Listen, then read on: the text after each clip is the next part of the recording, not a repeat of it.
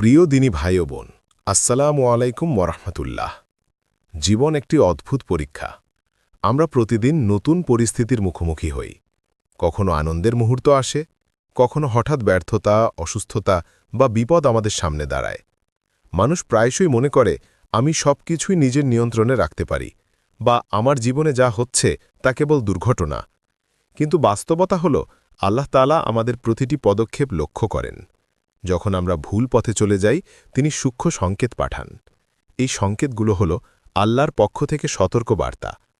এগুলো বোঝা না গেলে মানুষ প্রায়শই বিপদে পড়ে, অনাকাঙ্ক্ষিত ক্ষতি বা ব্যর্থতার সম্মুখীন হয়। সংকেতগুলো বিভিন্ন রূপে আসে: কষ্ট, বাধা, স্বাস্থ্যহানি, সম্পর্কের সমস্যা, হঠাৎ ব্যর্থতা বা কোনো অপ্রত্যাশিত বিপদ। আল্লাহ তাআলা কোরআনে আমাদের সতর্ক করেছেন, লাইসা বি আমানিয়িকুম ওয়ালা আমানিয়্যি আহলিল কিতাবি